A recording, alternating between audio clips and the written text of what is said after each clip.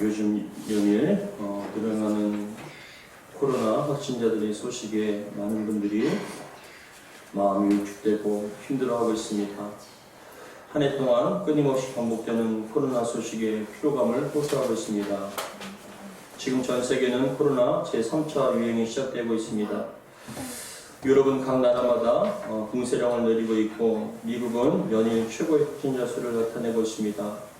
우리나라 역시 겨울을 맞이하여 폭발적인 확진자 수치를 나타내고 있습니다. 특별히 더욱 우려가 되는 것은 지난 1차와 2차 유행 때에는 특정 지역이나 특별한 단체를 통해서 많은 확진자가 나왔지만 이번 3차 대유행 때에는 특정한 지역이 아니라 단체가 아니라 어떤 전 지역의 작은 단체와 모임, 일상적인 생활에서 전염되는 것을 걱정하고 있습니다. 전문가들은 12월 초가 되면 하루 확진자가 1000명이 넘을 수도 있을 것이라고 예상하면서 이렇게 되면은 차단을 위한 역학조사가 더 이상 의미가 없어진다고 얘기합니다. 지난 11월 19일 연합뉴스 보도에 따르면 서울대 보건대학교 대학원 유명순 교수가 연구팀이 코로나19 인식조사를 했는데 국민의 46.1%가 앞에 그림 보시면 46.1%가 코로나 감염은 어느 정도의 운이다. 운에 걸려있다. 그래서 운이 나쁘면 걸릴 수도 있다라고 그렇게 생각을 한다는 것입니다.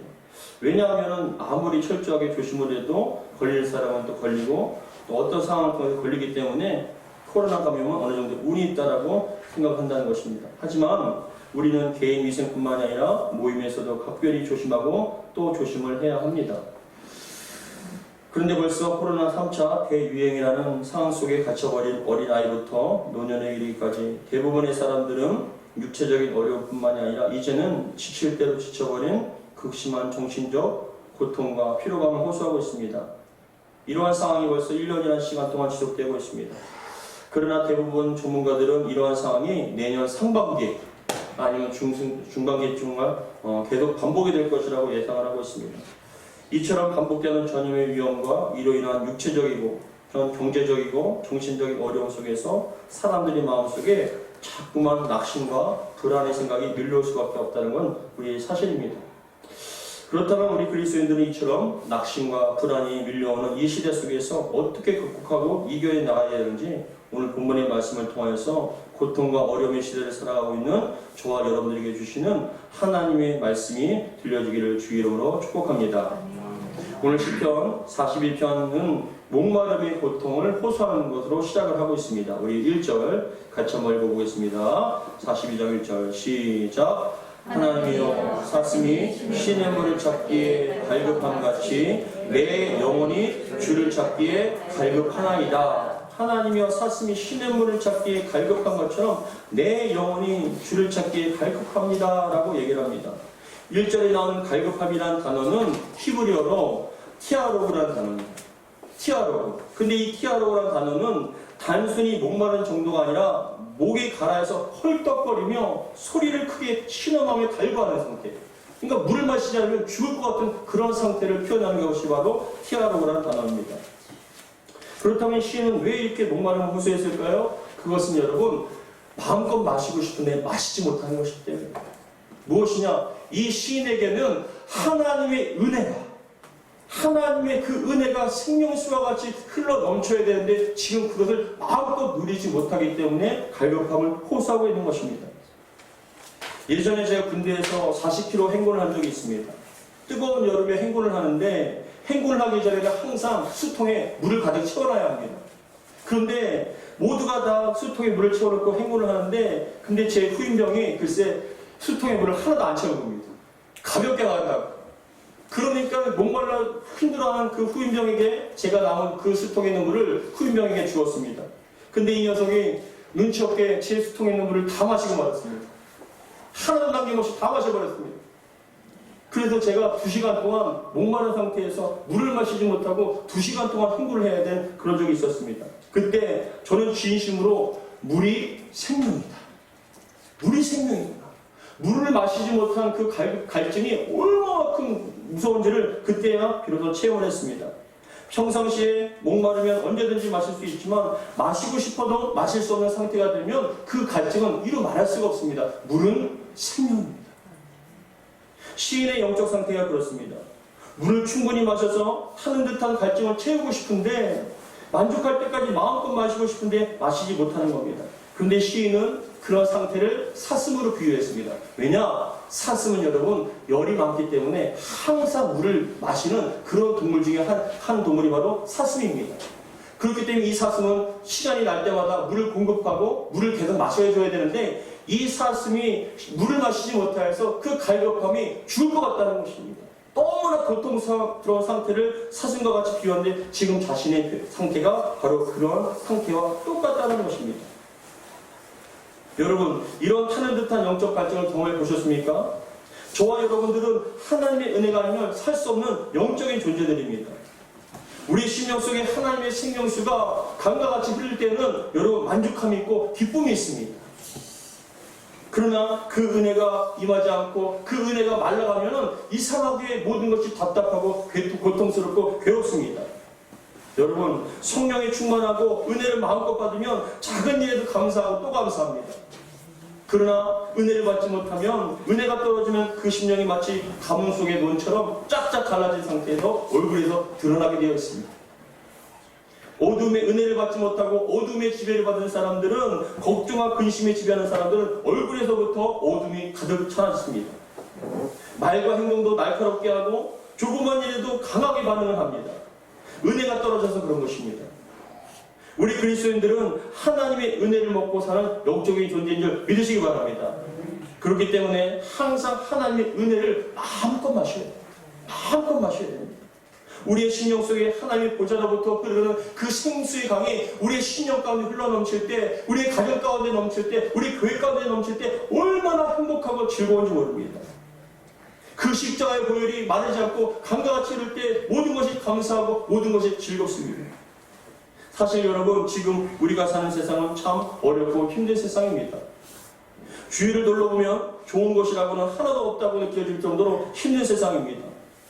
누구에게도 무엇으로도 위로받거나 힘을 얻을 수 없는 정말 절박한 상태가 지금 우리가 살고 있는 상태입니다.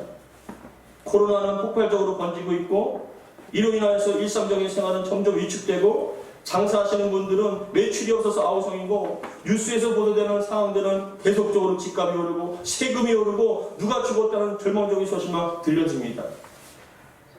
이제 예배드리는 것도 자유롭지 못하고 교제를 여는 것도 많은 지역이 있습니다. 이처럼 위축되고 두려운 상황 속에서 소망이라고는 찾아볼 수 없는 그런 상황 가운데 유일한 대상은 바로 하나님이시라는 것이죠.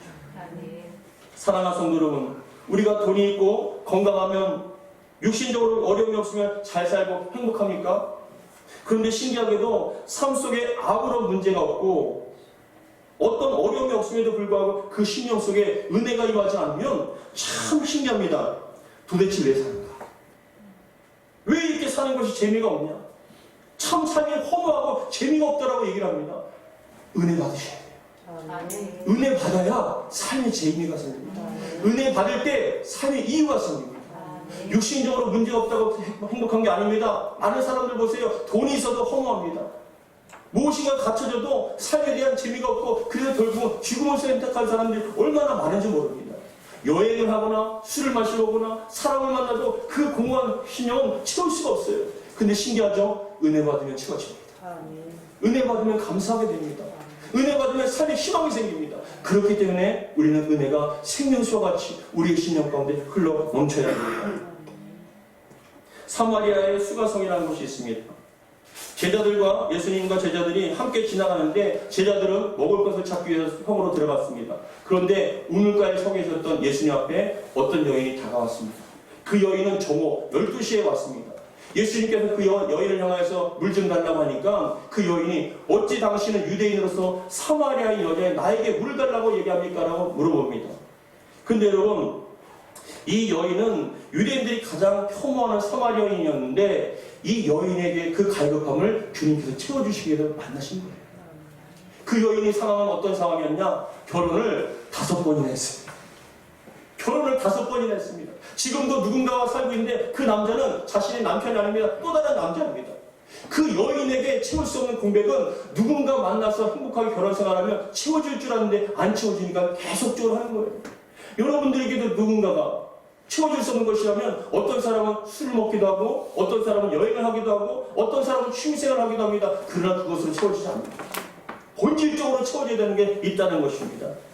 여러분, 근데 이 여인이 정오 12시에 갔다는 건 무엇이냐? 그 지역에 있는 동네에 있는 사람들이 그 여인을 혐오스럽게 생각했다는 거예요. 누군가와 마주치면은 너무나 불편하기 때문에 그 여인은 사람들이 없는 시간, 가장 뜨거운 시간, 누구도 물을 길어오지 않는 그 시간에 나가서 물을 기는 것입니다. 근데 그 여인을 예수님께서 만나주셨어요. 만나주시고 얘기를 하다 보니까 그 심령 속에 자꾸만 뭔가가 꿈틀대고 뭔가가 채워집니다.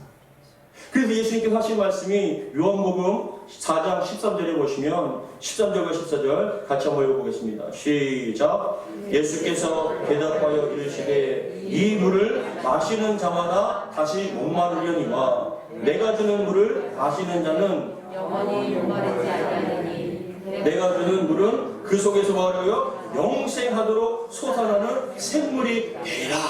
할렐루야. 영생하도록 항상 그 속에서 샘물이 차고도 넘친다는 것입니다. 누가요? 예수님께서 주시는 그 물을 마시면 그 물이 바로 무엇이냐? 성령님이시다. 성령께서 임하시고 성령님을 통하여서 우리가 하나님의 보좌로부터는 그 생수인 생명수가 우리 가운데 신령 가운데 흘러넘칩니다. 이 시간에도 예배를 통하여서 말씀을 통해서 여러분 신령 가운데 세상에서 묶였던 신령들이 어둠에 갇혀있던 신령들이 말씀을 통해서 생수가 흐릅니다. 빛이 임하게 됩니다. 그러니까 그 영혼이 살아납니다. 야, 살겠다. 갈증이 채워진다. 만족함이 있다라고 그렇게 예배를 통해서 여러분들에게 임하시는 것입니다. 사슴이 시냇물을 찾기에 갈급한 같이라는 이 단어, 1절에 나오는 이 시냇물이라는 단어는 아피크마임이라는 단어입니다. 히브리어로 이 아피크마임이라는 단어는 광야에서 깊은 계곡에서 가득 차 넘치는 시원한 물이라고 표현합니다. 그러니까 뭐냐? 졸졸 흐르는 그냥 뜨거운 물이 아니라 깊은 계곡에서 안반수와 같이 그 깊은 계곡의 깊은 곳에서 촥 나와서 시원하게 콸콸콸 흘러넘치는 그것이 바로 시냇물이라고 얘기합니다. 여러분, 이 시간 하나님께서 보좌부터 내려오는 시냇물이 여러분 신령 가운데 흘러넘치기를 주의 이름으로 축복합니다. 이번 여름에 제 개인적으로 참 신기한 일을 경험했습니다.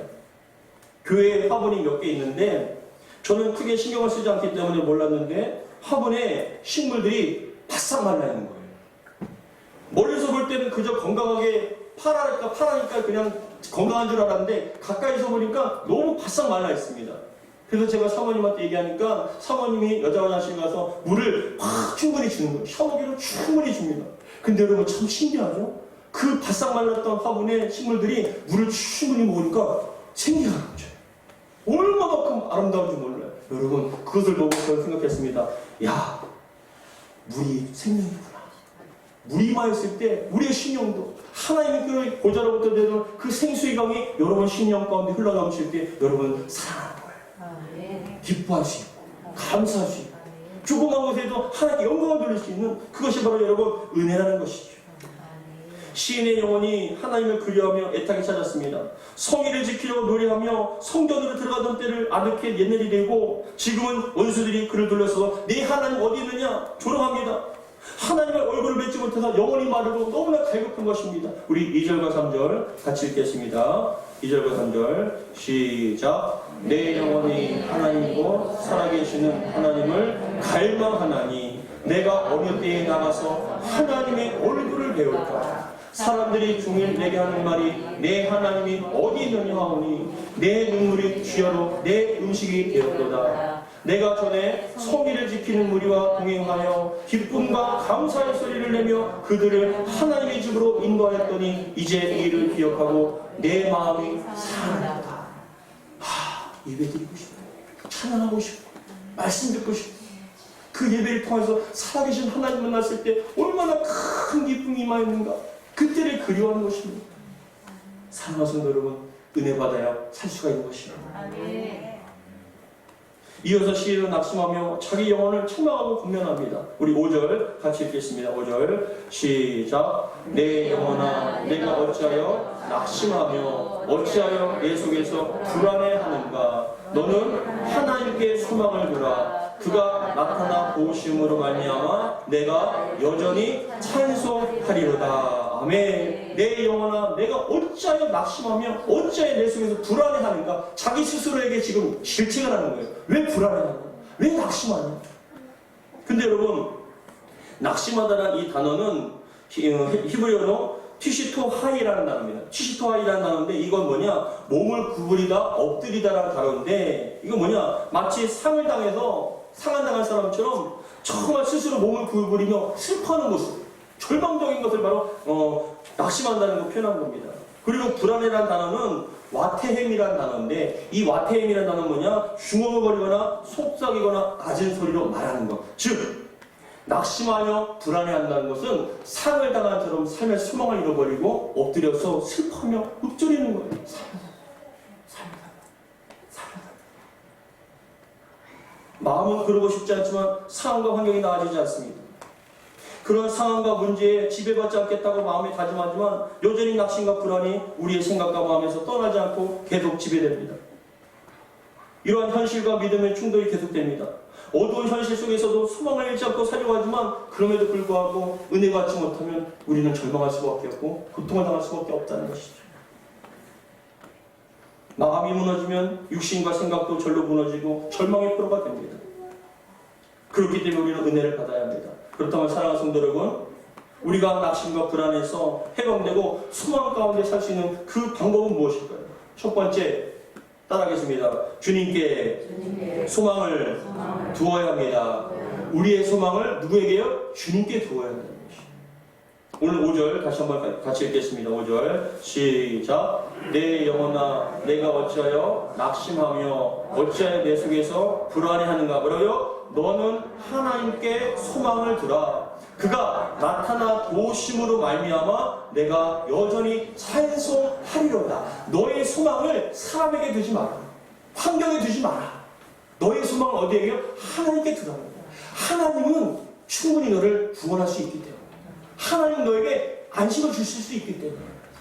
그래서 디모데전서 4장 10절에서도 다음과 같이 말씀합니다. 우리 같이 읽겠습니다. 디모데전서 4장 10절 시작. 이를 위하여 우리가 수고하고 힘쓰는 것은 우리의 소망을 뭐라고요? 살아계신 하나님께 두미니 곧 모든 사람 특히 믿는 자들의 구주시라 라고 얘기합니다. 여러분, 여기서 소망이라는 단어는 영어로 호프라는 단어이고 헬라어로는 엘피스라는 단어입니다.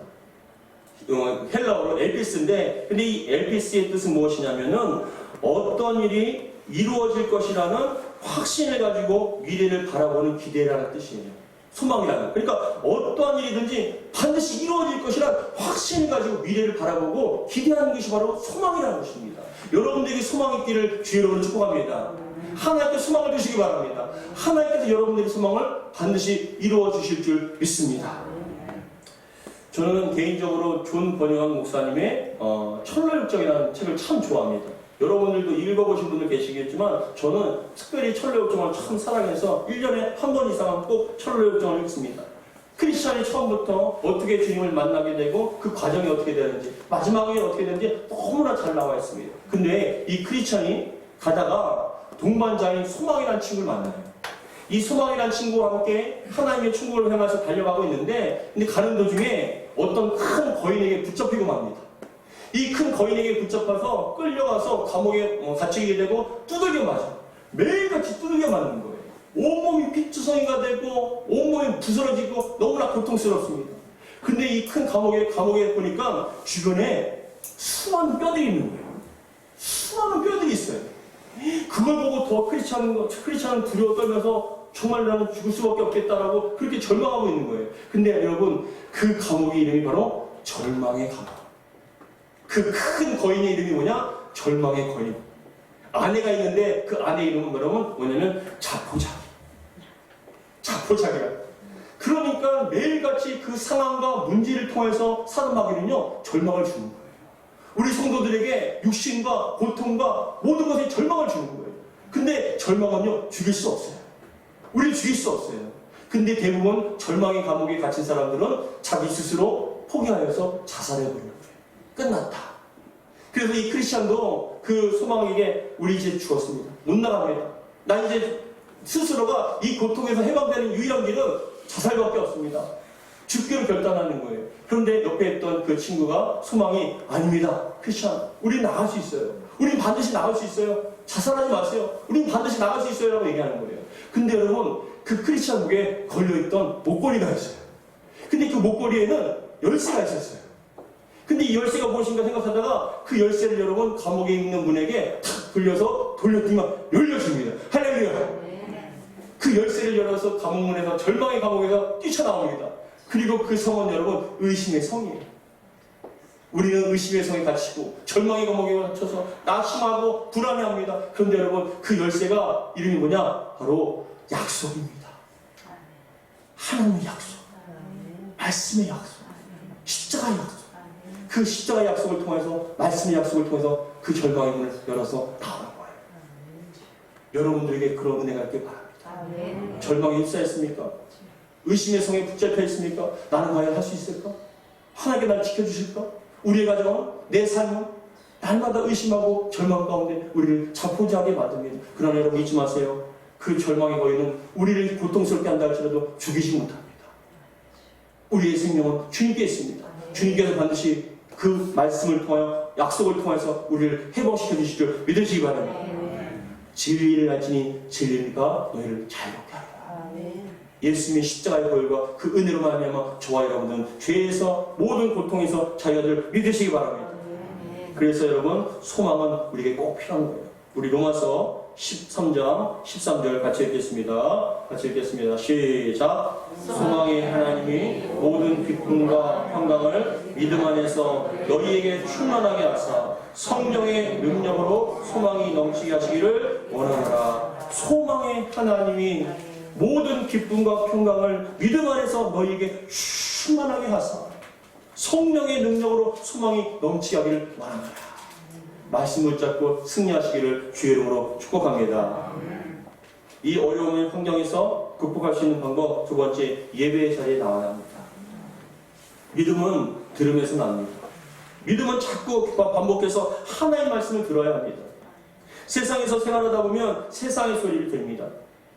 절망의 소리, 낙심의 소리, 죽음의 소리를 우리는 들을 수밖에 없습니다. 각종 방송과 미디어 매체, 사람들에게 들려주시는 소식은 다 죽겠다, 큰일 났답니다. 그러나 여러분, 예배의 자리를 통해서 우리는 생명의 소리를 듣습니다. 빛의 소리를 듣습니다. 그 빛의 소리와 생명의 소리는 우리를 어둠에서 해방시켜줍니다. 절망과 낙심의 소리를 해방시켜 주십니다. 그렇기 때문에 우리는 예배를 통해서 은혜를 받아야 합니다. 앞에서 예수님과 이야기를 나누던 사마리아 여인은 예수님의 말씀을 듣고 그 생수를 마음껏 마시고 싶다. 내 영혼의 갈급함을 갈증을 채우고 싶다. 다시는 이렇게 목마르지고 싶지 않다라고 얘기를 하는데, 그런데 여러분 그 생명수를 얘기를 하다가, 생수 얘기를 하다가 어느덧 예배의 얘기를 합니다. 뭐냐? 생명수는 예배를 통해서 임하게 된다는 것입니다. 그래서 예수님께서 말씀하시기를 예배가 가장 중요한 것이다라고 말씀합니다. 우리 요한복음 4장 23절로부터 24절 말씀 같이 읽겠습니다. 시작. 아버지께 참되게 예배하는 자들은 영과 진리로 예배할 때가 오나니 곧 이때라. 아버지께서는 자기에게 이렇게 예배하는 자들을 찾으시느니라. 하나님은 영이시니 예배하는 자가 영과 진리로 예배할지니라. 영과 진리, 성령 안에서 진리 가운데 예수 그리스도 이름으로 우리는 예배를 합니다. 사모하는 마음으로 예배합니다. 우리 예배를 기쁘게 받으시고 여러분 심령 가운데 하늘의 은혜와 생명수를 부어주십니다. 올라올 때는 답답하고 걱정과 근심이 있으나 이 성한 말씀을 통하여 은혜가 임하게 됨을 통해서 하나님께 날 지켜주실 거예요. 그럼에도 불구하고 하나님께서는 우리에게 천국을 약속해 주셨어. 우리는 극복할 수 있어라는 그런 밝은 마음과 생명의 말씀을 가지고 품고 또 이 악한 세상을 나가는 것입니다. 여러분, 예배를 통해서 생명수는 공급됩니다. 예배를 통해서 여러분들에게 하나님의 은혜가 임하게 됩니다. 예배를 통해서 날마다 이러한 은혜와 능력이 임하시기를 주의 이름으로 축복합니다. 지금 우리가 사는 세상은 여전히 수많은 어려운 일들의 소용돌이 속에 있습니다. 나라와 사회, 각 가정과 개인의 삶 속에 수많은 일들이 일어납니다. 어디에 소망을 두시겠습니까? 어디를 바라보시겠습니까? 여러분들의 소망을 하나님께 두시며 하나님을 바라보고 간구할 때 하나님은 반드시 여러분 신용 가운데 만족함을 주실 줄 믿습니다. 그 은혜가 날마다 임하기를 주 이름으로 축복합니다. 기도하겠습니다. 하나님 아버지 감사드립니다. 오늘도 귀한 말씀 주시면 감사합니다. 예배는 영적인 아름다운 행위입니다. 성령 하나님께서 천군과 천사와 함께 우리에게 은혜와 능력을 주시기 위하여 하나님 보좌로부터 내려오는 그 생명수를 우리에게 공급해 주십니다. 참 답답하고 어려운 삶을 살지만 참 신기하게도 예배를 통해서 은혜를 받으면 그럼에도 불구하고 견디며 감당할 수 있습니다. 이 예배를 소중하게 여기시게 도와주시고 우리의 마음의 소망을 항상 하나님께 두게 도와주옵소서. 절망의 거인이 절망의 감옥에 갇힌 우리들을 조롱하고 우리를 두들겨 팬다 할지라도 절대로 그것에 낙심하지 말게 하시고 말씀 붙잡고 승리할 수 있도록 도와주옵소서. 절망의 감옥에서 벗어나게 하시며 의심의 정에서 탈출할 수 있도록 도와주시옵소서. 우리 주 예수 그리스도 이름으로 기도하옵나이다. 아멘.